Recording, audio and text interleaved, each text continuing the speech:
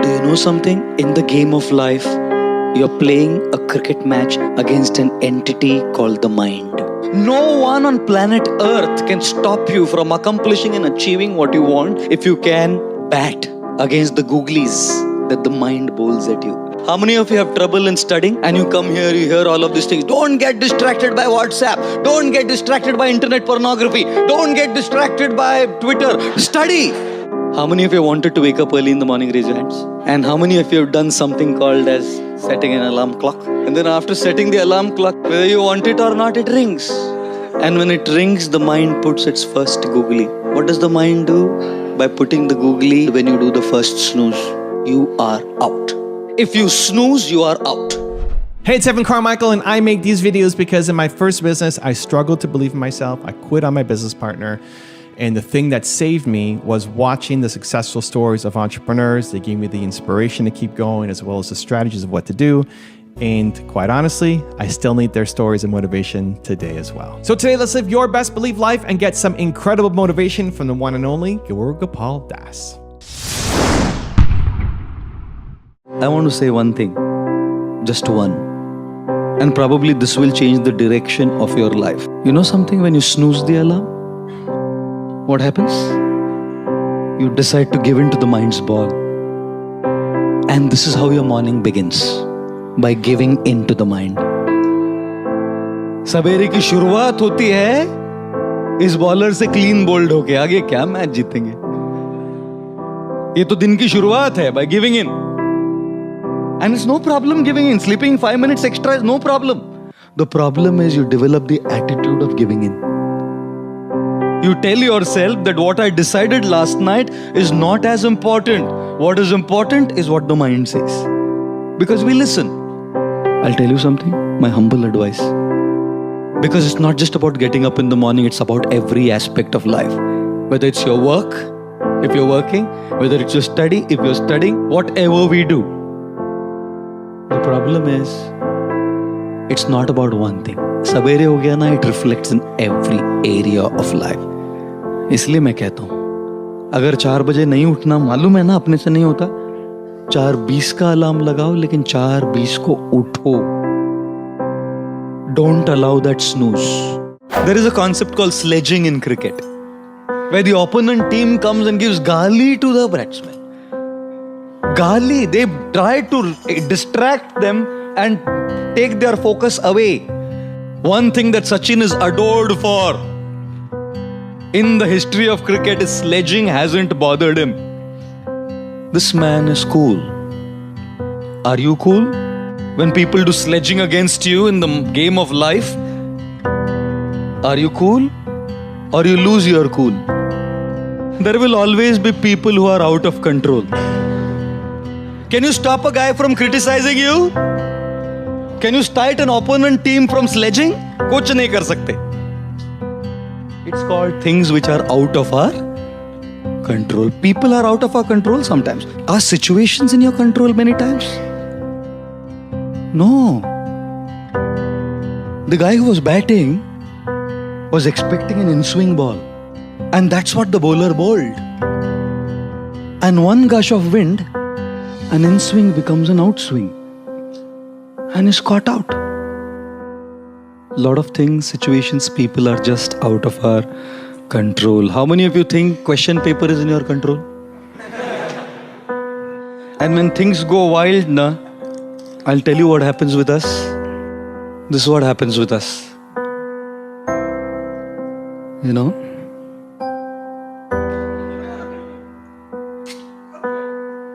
This is what happens with us, see? See how it foams up? We react. The stimulus of a person sledging against us, criticizing, pulling us down, envious of us, conspiring, politicking, makes us react and foam out. We start reacting also. And look at this. This is also sealed.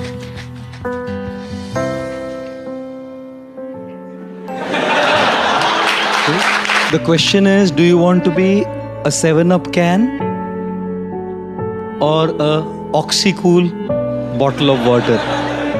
And I'm sure a lot of us would say, Prabhu ji, हमको तो दूसरा कुछ सोचता ही नहीं है प्रभु जी. And thus, in our life, we will always have a stimulus,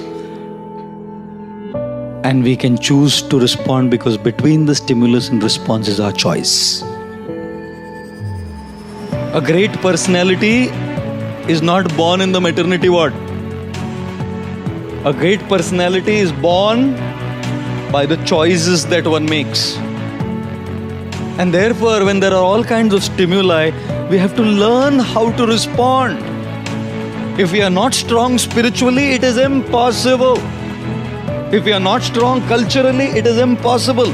All this sounds great and good, and we know, yes, I want to do it. I can't be a can of soda. I want to be a water bottle. But is it so easy? No. That is why coming here is so important. That is why these foundational ethics of spirituality are so crucial in this age.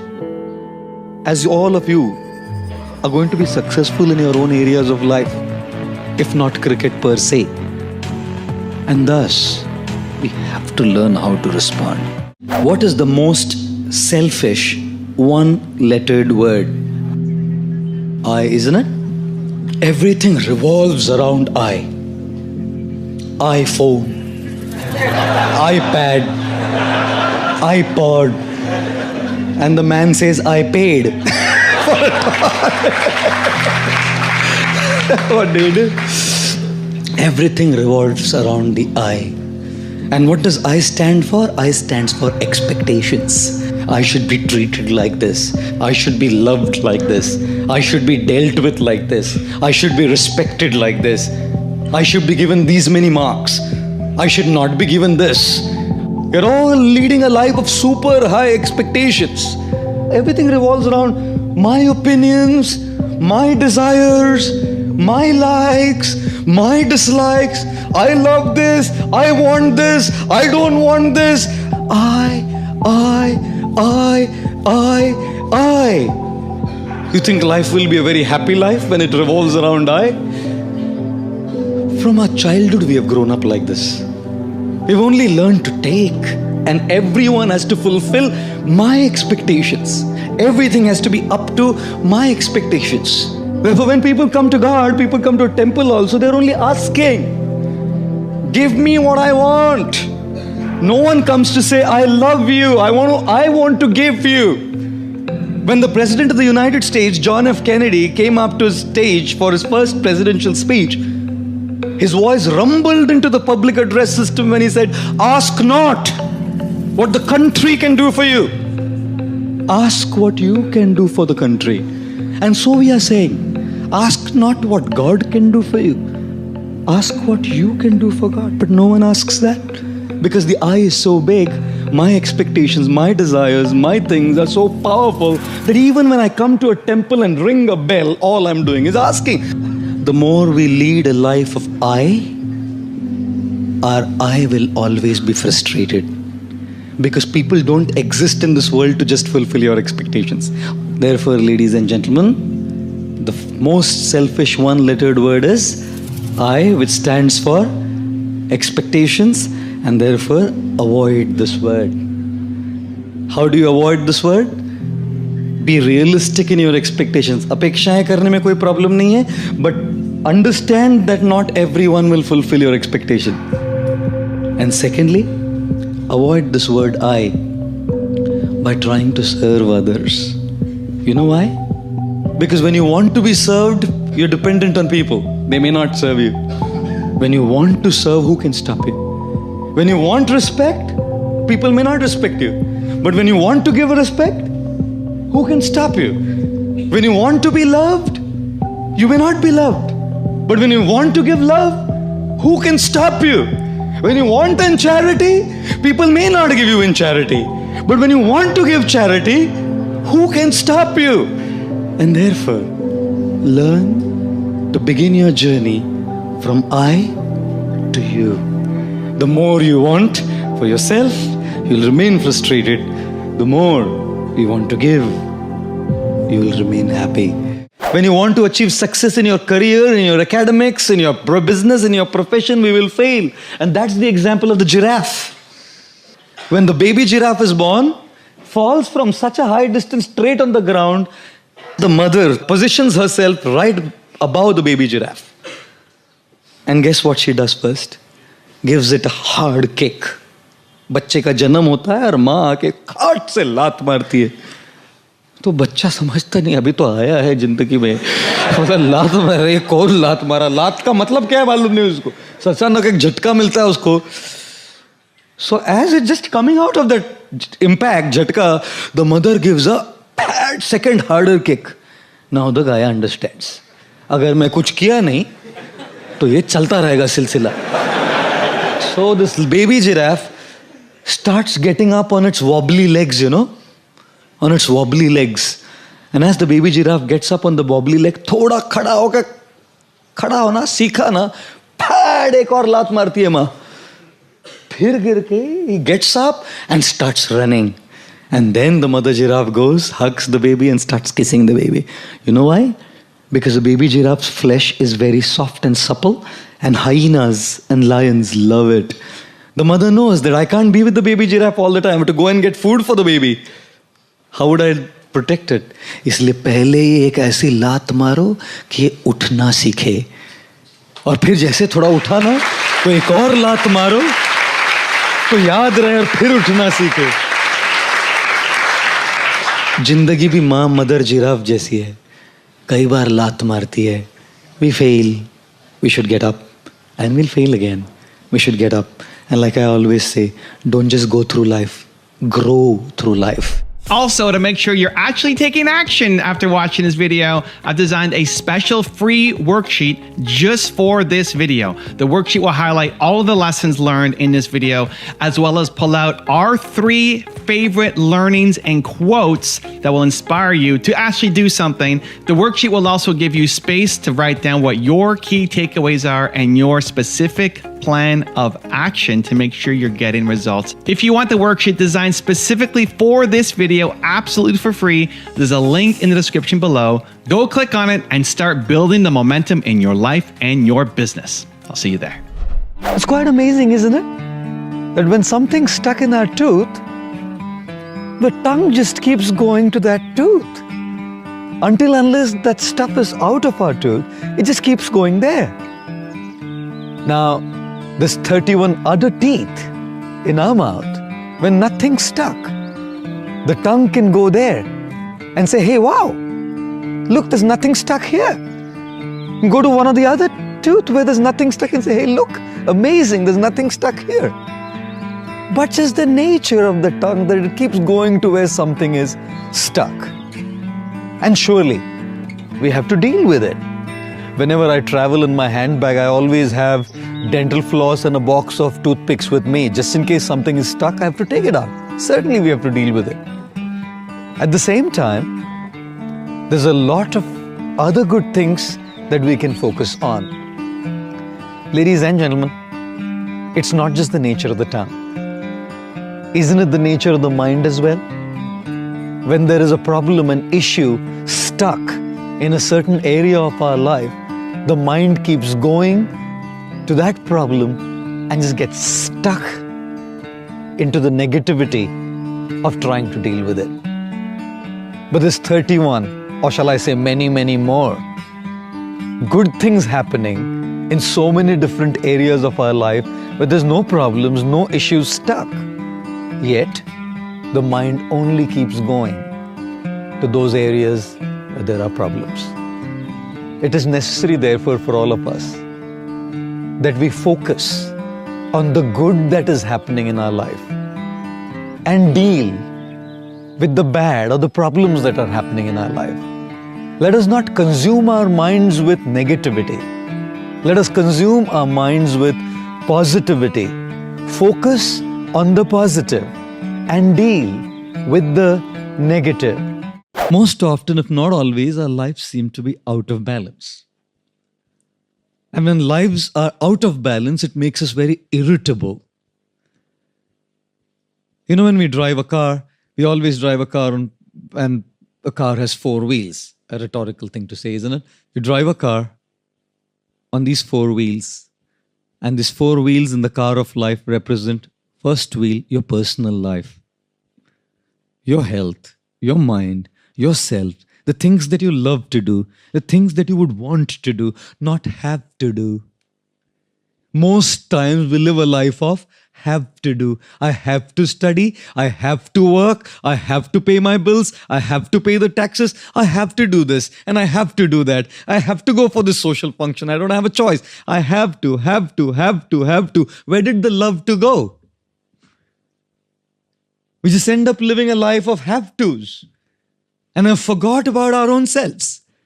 By subscribing to the pressures that come from all fronts in our lives, we've forgotten to live our own lives. We don't have time to unwind. We don't have time to spend with our own selves. We don't have time to be with nature and take a deep breath and just relish the crispness of the air. We don't have the time to do all of that, especially in a metropolitan city like this. When the pressures are so high and the pace is so fast, we just don't have time for ourselves, ladies and gentlemen. And that's one car, one wheel of our car, isn't it? Personal life, our health, for instance, such an important thing. But at the cost of just running, we forget to pay attention to our own health. The second wheel of the car is family life.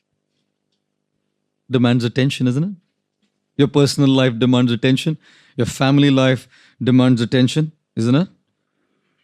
Before marriage, when you are in love, they call it a crush, isn't it? But after marriage, all that is left is Candy Crush. All the crushes are gone and all that you're left with is a Candy Crush. Just keep playing Candy Crush. And all the headaches coming from all the pressures. One lady went to a doctor and the doctor said, "How's your headache, madam?" She said, "He's out of town." Gosh, I must tell you, demands a lot of attention. Your personal life, the first tire, do you have one? Do you have a personal life is my question. Do you have time for your health? Even in my hectic schedule, I have made 5 days of exercise here still. In all the lectures and all the talks and everywhere I go, because that's what's going to keep me going. I have to give time to myself because I don't get more than 3.5 to 4 hours of sleep. So if I don't look at my physical fitness, I'm gone.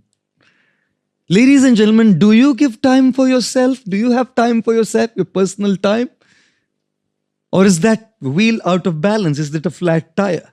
The third wheel, tire of the car of life is your professional life.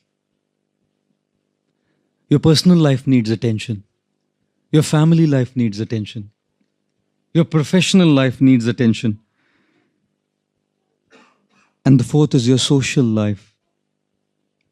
Your friends, people around you, your colleagues. Those relationships that matter a lot to you.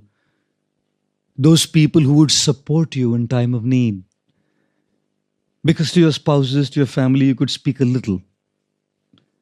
Sometimes certain things are not always confided with just blood relationships.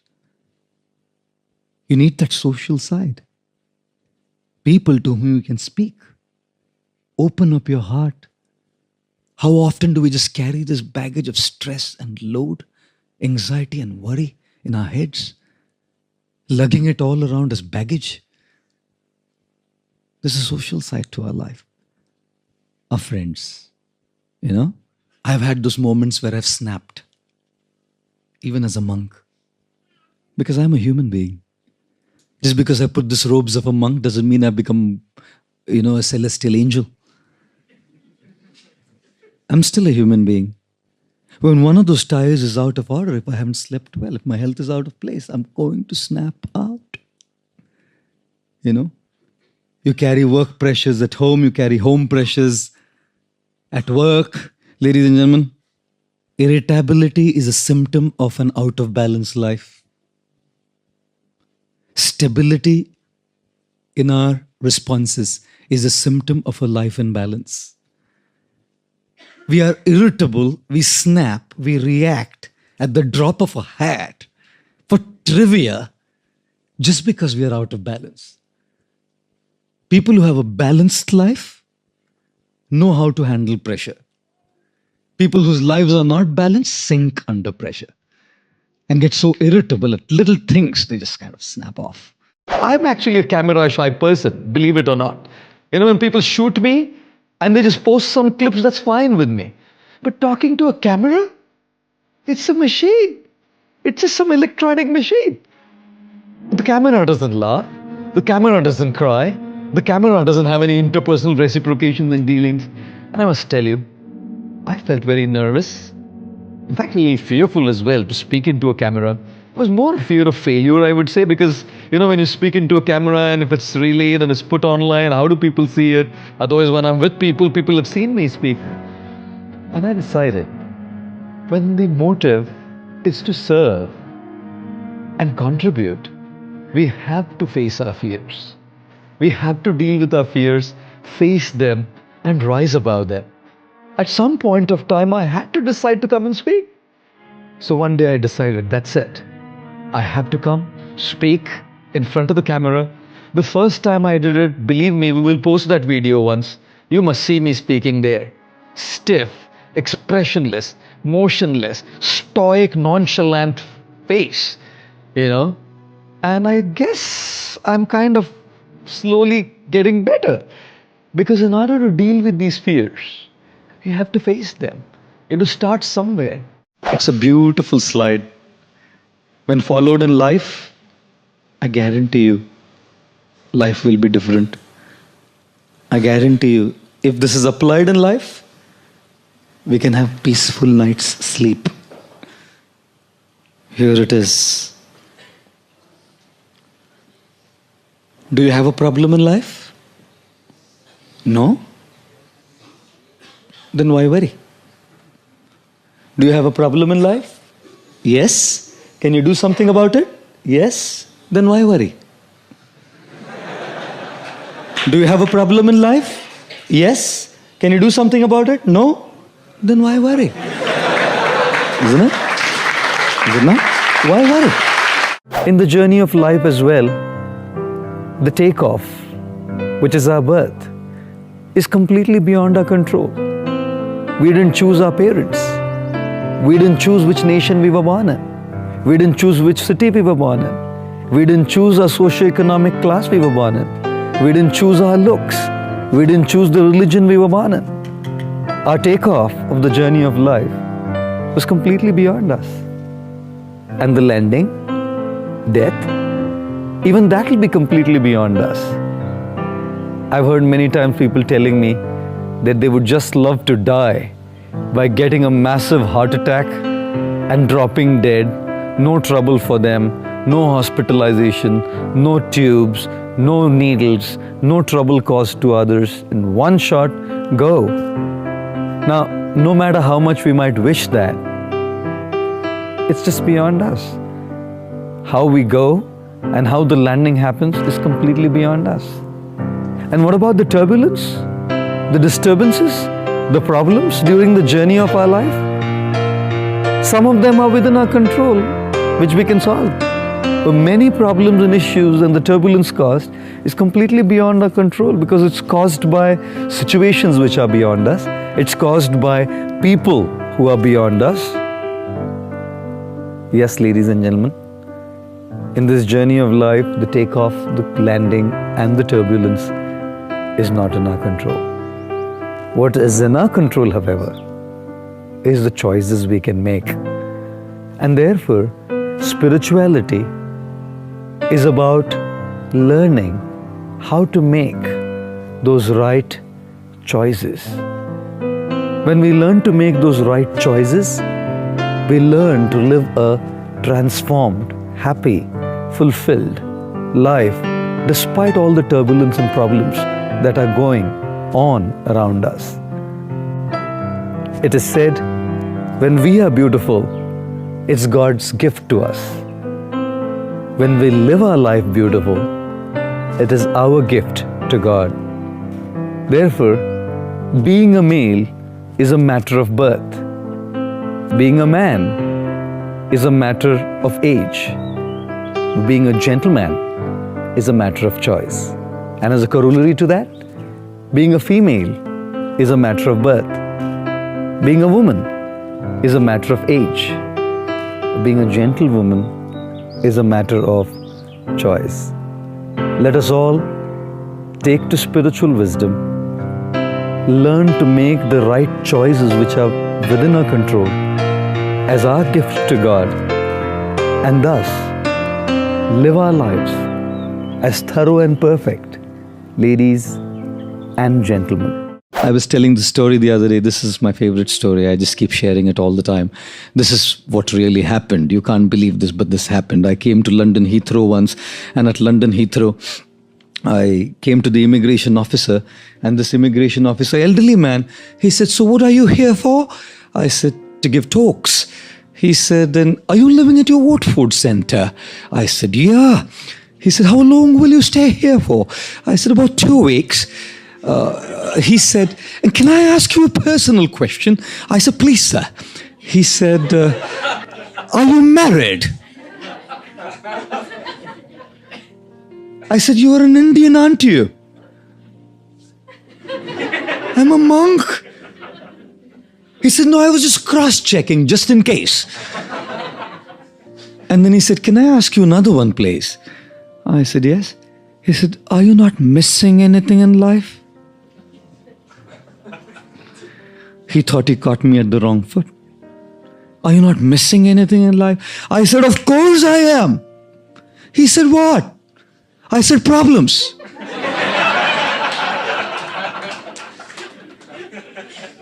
You know what? He loved my answer. Believe me, hand on my heart, he stamped my passport, and as I'm walking out of the gate, he put his hand on my head, blessing me, said, "Son, remain like this. Son, remain like this. You will never have to go through any issues and your problems in life." God, you know what? I mean, it's nice to laugh at, but as I walked through the gate, I turned to him and told him, "Look, gentlemen, I must tell you something. Don't think that me as a monk is free from problems. Anyone who lives in this dog-eat, dog-live world, as they might say, or anyone who lives in this world full of rat race and pressures, whether it's you who are a student studying, or one of you corporates or business people who's working, or married man or lady who's kind of dealing with family life, or myself as a monk, we are all subject to our own pressures. We are all subject to our own stresses. We are all subject to our own individual worries and anxieties. Just the flavor is different." A lady asked me after the session, in the Q&A session, "Sir, you said that you were an electrical engineer. Why did you give up your career as an electrical engineer?" I said, "Madam, I didn't give up my career as an electrical engineer. I upgraded my career from being an electrical engineer to a lifestyle engineer." And I said to her, each of us, based on our particular faculties of knowledge, should be contributing to the world's solutions to problems. Engineering is all about offering solutions to problems. All engineers are offering solutions to problems. All bodies of knowledge offering solutions to problems. And I thought mine is one, offering solutions to problems related to lifestyle. Problems happen, challenges happen, struggles happen, issues happen, misunderstandings happen, health crises happen, financial crunches happen, markets go down and that happens. All of that happens. Happiness doesn't happen. You have to make it happen, because right things don't happen. You have to make the right things. Fitness is the right thing, doesn't happen. You have to make fitness happen. Any of you want to lose any weight? Losing weight doesn't happen. You have to make it happen. Not reacting when you're angry, shutting that bloody mouth up doesn't happen. You have to make it happen. Only wrong things happen automatically. Right things, you have to make them happen. They don't happen like that. I'll tell you what, we all react in our own ways to lose it. Not reacting and shutting this up doesn't happen. You have to make it happen. Saying saying a sorry when somebody hurts you, or forgiving somebody when somebody hurts you. Doesn't happen. You have to make it happen. Like sometimes you find child prodigies. You know, they're like masters in singing or dancing or writing or whatever they do. Like you see 2-year-old kids when their hands go on a piano, you're spellbound. Now, don't tell me that he could learn that and master it at that age. Don't tell me. A 2-year-old can't master the alphabet. Don't tell me that he mastered it by learning it. In fact, nobody taught it to him. He got it. He got it. Now, when you say he got it, don't call it genetic. How do genes give you a music skill? You know? How? So I know kids, young little kids who are like prodigies in what they do. At 1.5, at 2. It's absolutely phenomenal. And then, now where is faith and belief here? It's rational logic that this guy has it. It's not come from learning. It's not come from reading. Nobody imparted to him. It must come from somewhere. How can there be an effect without a cause? Absolutely. And I can't see an immediate cause right now. So there has to be a remote cause before this. Right. You know what I mean? Whether I call it karma, whether I call it whatever, but I can't accept an effect without a cause. It's against my rational thinking. You know?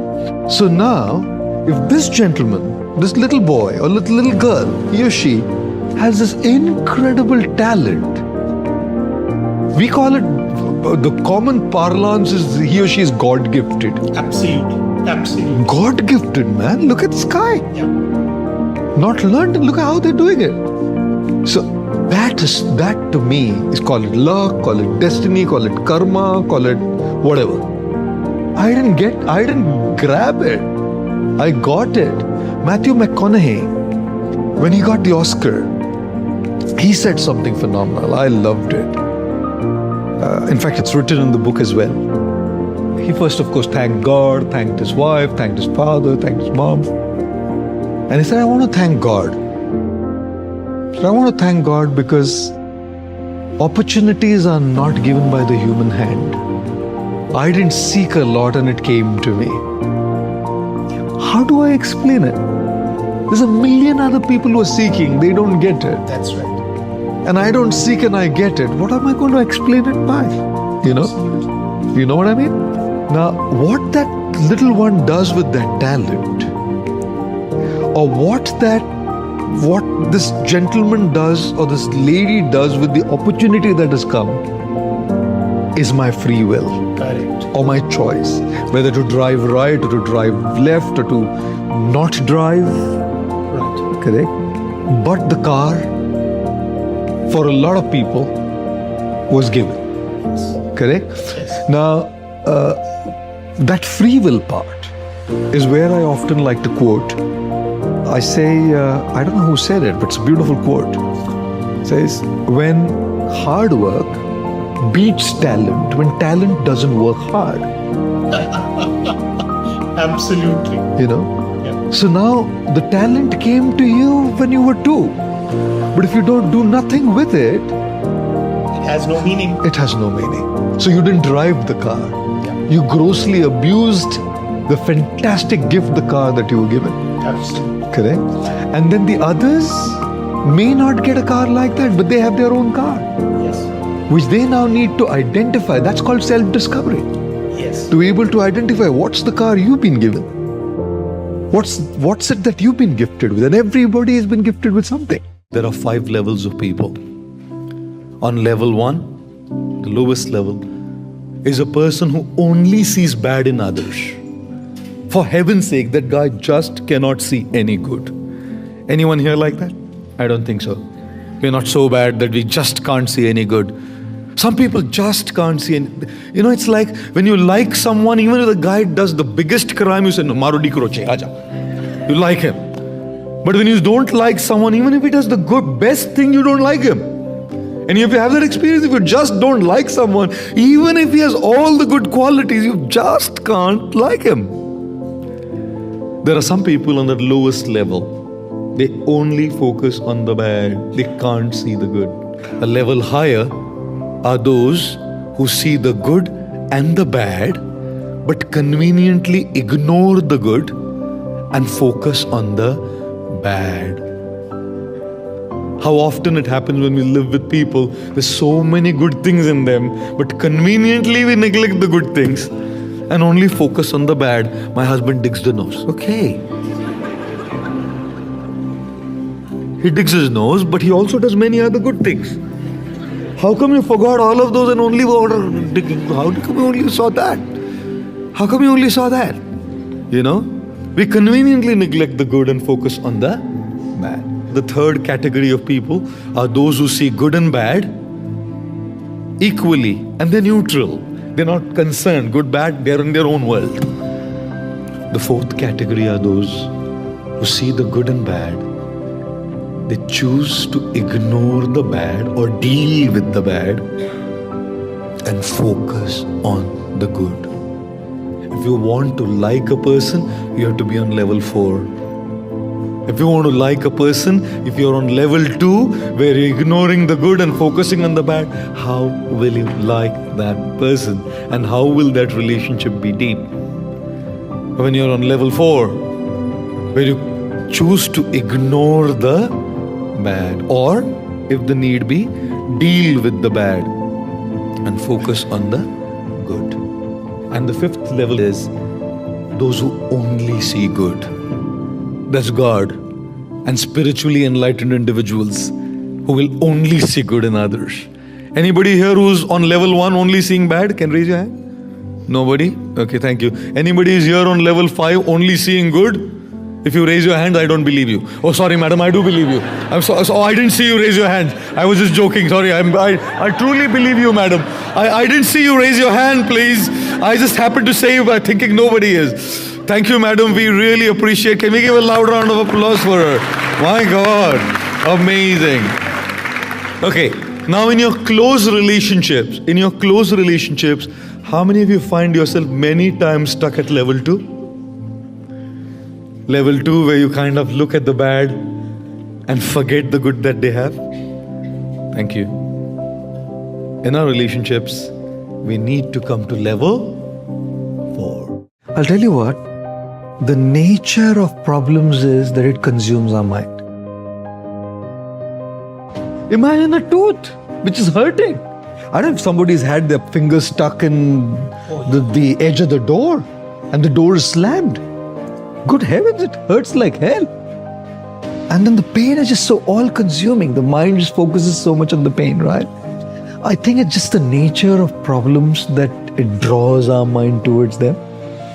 Like the tongue going towards the cumin seed in my tooth when it was stuck. It's like gravity, the law of gravity. If we put this bottle up and put it up here and drop it, it's going to just be pulled down.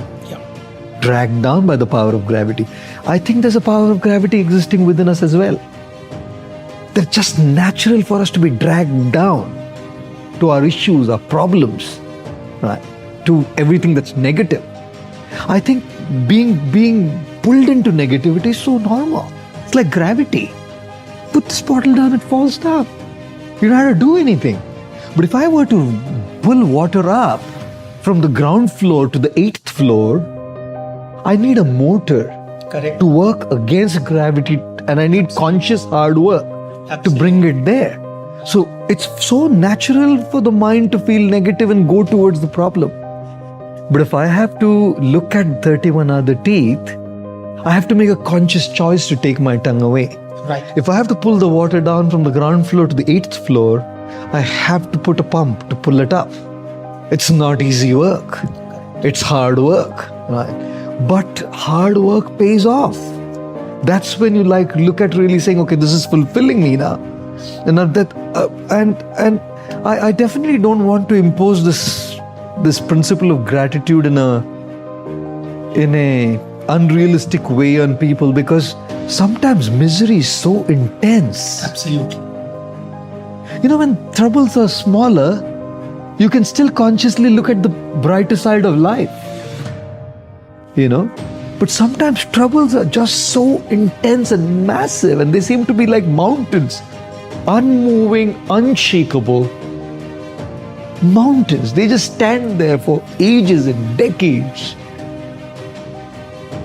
how in such a situation, wouldn't it be so violent to forcefully impose the principle of gratitude on a person whose life is so acutely absorbed in intense misery? You know, I call that toxic positivity. It's toxic. It's not natural. So what does one do really? Yeah, it's just, in such a situation when it's just so overwhelmingly painful, my take on it is it's hard to look at the brighter side when this intense pain there. But at the same time, I also feel if we are consumed by negativity with that pain and that problem and it's occupying our mind, we lose the ability to deal with it the way we are meant to. Correct? So if we could seek help, if I'm not able to see it, we could seek help of somebody. It could be professional help or personal help, friends, whoever it could be. If we could seek help to be able to shift our attention to even the tiniest things so that that little positivity becomes the anchor to deal with. I want to just offer to you 3 essential principles of gratitude. Being mindful and grateful. The first one being recognizing all the wonderful things that have been done to us. Believe me, we are in such a rush most of the time. We're not even thoughtful and mindful to recognize the incredible gifts that have been showered upon us. How many of you had loving parents? Most all of us. How many of us feel that we've been receiving so much affection from our parents? Yes. How many of you have loving spouses? You might want to or may not want to raise your hands. That is completely up to you. It's your choice, ladies and gentlemen, whether you want to raise your hands for this. How many of you had wonderful teachers? Good. How many of you had some amazing friends? Great. How many of you have come in contact with some wonderful spiritual personalities? Great. And how many of us feel that our life is a collective sum total of the so many wonderful things that have been done to us by so many in our lives? Show of hands, please. All of us, isn't it? So many of us have been recipients and received so much from our families, from our friends, from our teachers, from saints. I'll tell you something, to be very honest, what the world needs today is transformed individuals.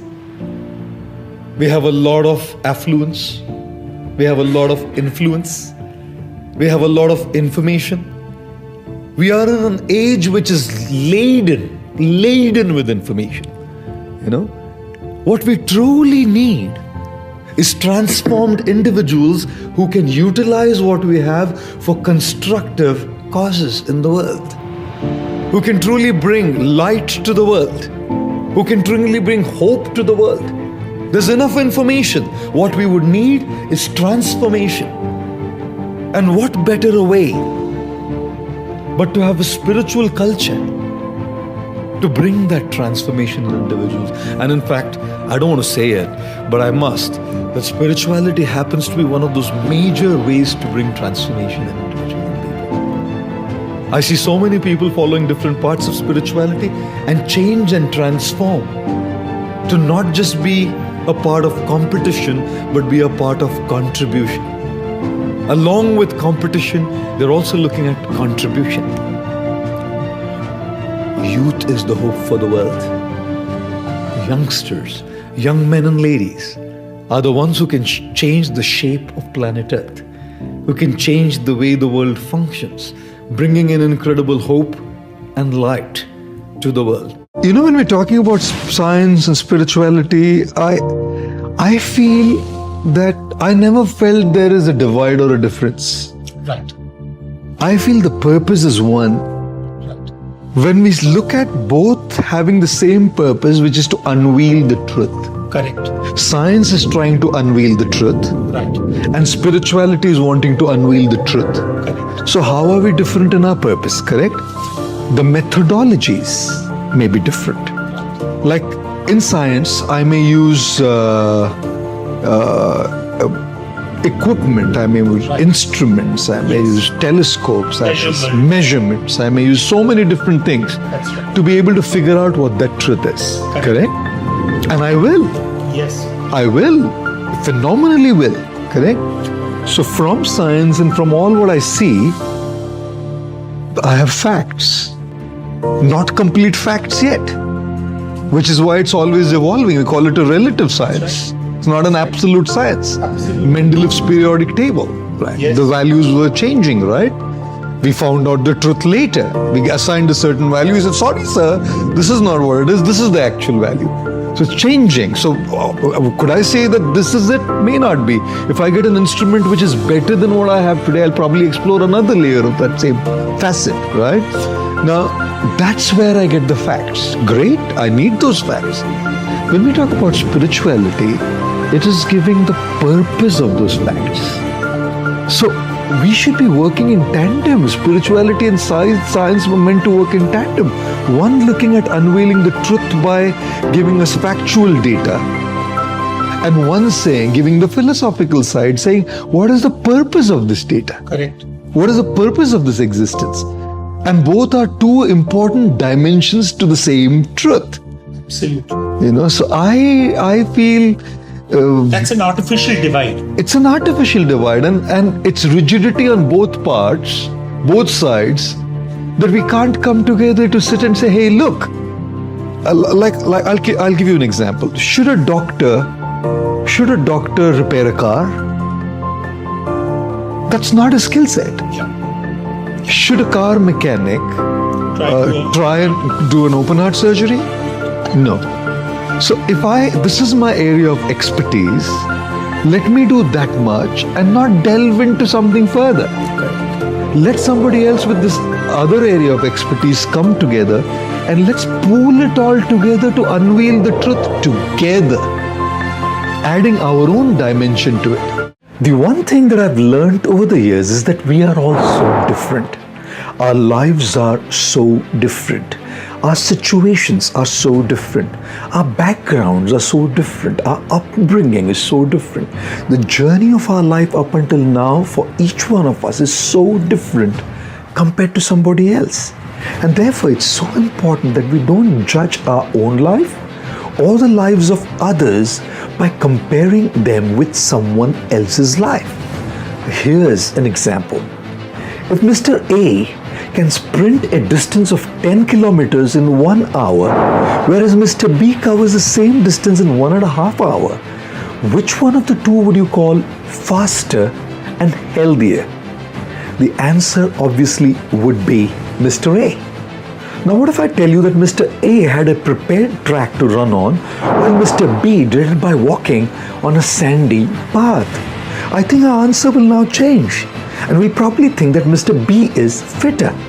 And let's say we come to know that actually Mr. A is 75 years old while B is only 20. Here we go. Our answer changes again, and we now think that the 75-year-old Mr. A is healthier. Guess what? Mr. A weighs 60 kg, whereas Mr. B 125 kg, which makes it really hard for him to run. Who do you think did well? Oh my goodness. Now we correct ourselves again as we favor Mr. B. The more we get to know about the strengths and limitations of Mr. A and B respectively, our opinions and judgments about who is better keep changing. And isn't life like that as well, guys? We form opinions about others so quickly, so hastily, so impulsively, so superficially, without knowing much about them or their situations. We end up judging people, labeling people, and miss out on connecting to and encouraging the immense potential that they may have. Life is not the same for all. Some may not be as talented as others, but may get better opportunities and thus scale up very fast. Whereas others, despite being super talented, keep struggling just to make the ends meet. कहते हैं ना कि किस्मत महलों में राज करती है और कई बार हुनर सड़कों पर तमाशा करते रहता है. Some may have more resources, whereas others can't find any source to fall back on. Each one has different problems, and so no one solution can work for all, Just like one size of clothing doesn't fit all. So do not judge others' journey without knowing more. Do not judge your own life by looking at someone else's or comparing your situation with someone else's. You are you and they are they. Your life is your life and theirs is theirs. Do take inspiration from their journey in a way that you can enrich yours. And always remember, life is the most difficult exam. Many people fail because they try to copy others, not realizing that everyone has a different question paper. I've done 3 talks in 3 cities in India.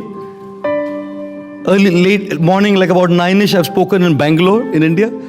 After that was over, come to the airport, go to Chennai for another one, finish that and come back to Mumbai and straight from the airport go to another. I've done 3 talks in 3 cities in a day. What do you, if I snap well?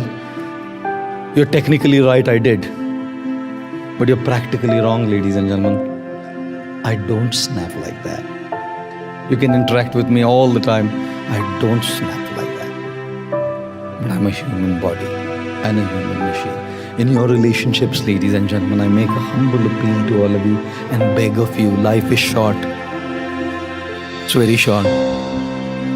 Don't mess up with people, the closest people to you. Give time to them and understand them. They may be they may have said something here and there, and you may be technically right. Okay, look at the hidden mango. Yes, your husband or your wife may not love you, and that's technically right. But there may be a hidden mango why. Find that out before you brand them. Your son or daughter may not listen to you, and you may be completely technically right that they don't obey you. But find out the hidden mango. Why are they doing what they are doing? They are doing that is clear. Everybody knows it. It doesn't need 2 pence worth of common sense. Is it a rocket science to understand that? Is it a rocket science to understand he's not behaving right? Any damned fool can understand it. It needs intelligence and maturity to go behind the technical rightness and look for the practical rightness. It needs maturity and wisdom to start seeing behind the scene. To say, why is this person not loving me? Why is this person behaving like that? Why is this person not treating me right? And if you do that, believe me, hand on my heart, your love for whoever you love will go so deep, and your relationship with whoever you relate to will be so profound because it's based on maturity, not judgmentalism. How can every morning be the same? How can every afternoon be the same? How can every evening be the same? How can every day be the same? हर दिन अलग होता है, हर घंटा अलग होता है, हर पल अलग होता है. Every day is a different day. And therefore they changed the greeting now. Greeting बदल दिया, अभी good morning नहीं बोलता है कोई. Happy morning.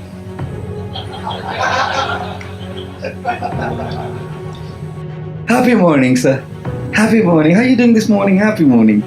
Good morning नहीं बोलते आजकल. क्योंकि गुड है कि नहीं मालूम नहीं है. क्यों बोलने का गुड मॉर्निंग? किसी का झगड़ा हो गया पत्नी के साथ सवेरे सवेरे, उसको जाके बुढ़ वो चिल्लाएगा, क्या है रे गुड मॉर्निंग में? You can't say good morning because sometimes there may be nothing good in that morning, nothing good in that day. So now the term is happy morning. Happy morning. Because whether the morning is good or not, you can still choose to be happy, right? Whether it's good or not cannot be a choice. Whether the morning is good or not for you cannot be a choice. It's not a choice for you. When you wake up, some virus may enter into your head and you get up with a high fever. It's not a choice you have. Whether the morning is good or not is not in your control. Whether the afternoon is good or not is not in your control. Whether the evening is good or not is not in your control. Whether the day is good or not is not in your control. But whether you can be happy in that moment, well, you can choose to be. When people smile, it doesn't mean things are going good. It just means that they've chosen to smile. How many of you breathe? I am sorry for asking that question. How many of you have been breathing for the last couple of minutes as I started this talk? I'm sure all of you have. How many of you are conscious of your breathing? Mindful of your breathing? I don't think so, any of us. How many of you use an Apple Watch? Any of you here? And do you know that on an Apple Watch there's a facility which giving you reminders after every 1 hour? Time to breathe. Yeah, if you use an Apple Watch, you know that it gives you a reminder after every 1 hour, time to breathe and focus and being mindful of your breathing. Ladies and gentlemen, none of us in the last 1 odd hour of, shall I say, through the day, have been conscious of our breathing. Now imagine when you start breathing and you just keep breathing in and in and in and in and in. Can you live?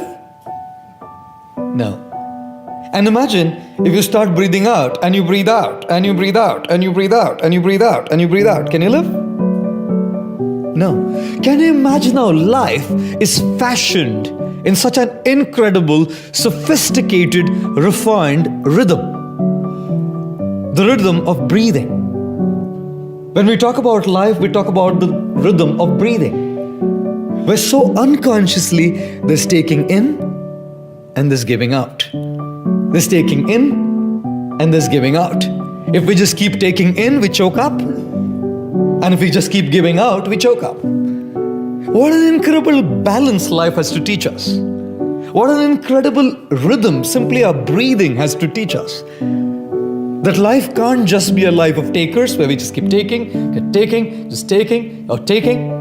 Nor can life be just giving, giving, giving, giving. The rhythm of breathing gives us an incredible message.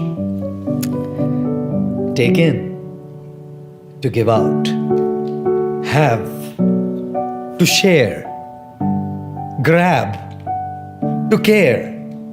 That incredible balance, that incredible equation is what makes life amazing.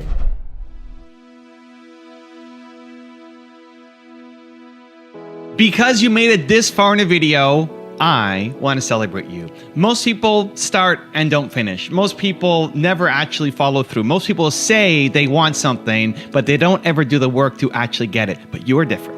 You are special. Believe Nation, you made it here all the way to the end, and I love you. So as a special celebration, if you put a hashtag Believe down in the comments below on this video, I will showcase you and celebrate you somewhere on the screen in a future video because you are awesome. For 10 more rules for success from Sadhguru, check out the video right there next to me. I think you'll love it. Continue to believe, and I'll see you there. Believe me, you're not going to be here forever. I'll bless you with a long life, but you're going to fall dead one day. If you're beginning to think that what you're doing is very important, you need to take a holiday. You cannot fight